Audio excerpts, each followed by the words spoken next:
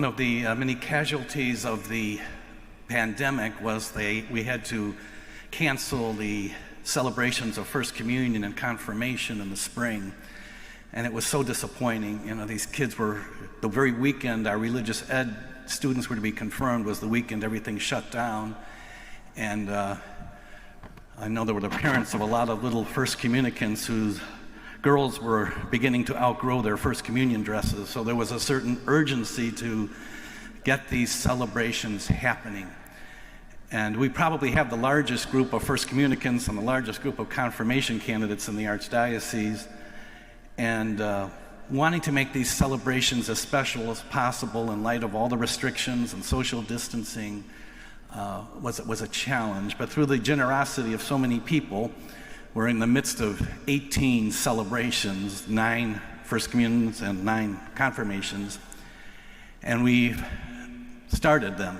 And once again, there's just, you'd have to have a heart of granite not to find the celebration of First Communion deeply moving.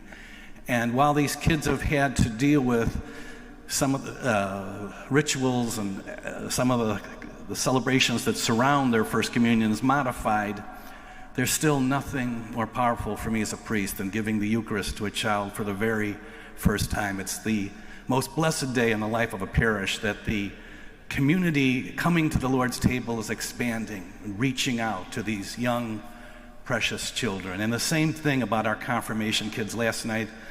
You know, I know there's a lot of people worrying about the future and where are we headed and what's going to happen. You look into these faces and you think, these kids are going to change the world.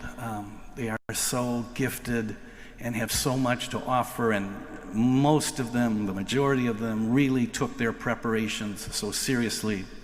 I was thinking of these experiences in light of the gospel, because the gospel reminds us that sometimes we miss the essence of what we're doing because of other things.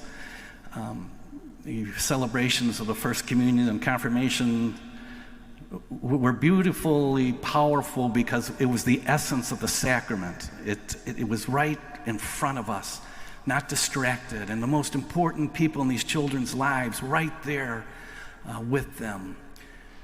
The spiritual journey is all about the journey of knowing what is essential to my faith and what isn't.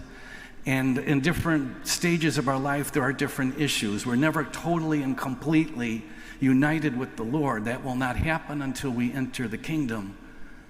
But there are challenges ahead of us that we face. You know, there can be different points in our life when we're driven by selfishness or anger, or we have personal issues, or we're dealing with all sorts of things. And the challenge of the spiritual person is to keep detaching ourselves from those things and focusing directly on our relationship with God. For we have been created in the image of God, and our spiritual journey is ultimately that union with God and that sense that I am totally and completely united in my faith to the God of life. I think of that great prayer of St. Augustine, I will not rest until I rest in thee. That's a beautiful insight into the spiritual journey, something that we hope the young man in the gospel today came to realize, that some of the things that he thought were so important ultimately were not that important.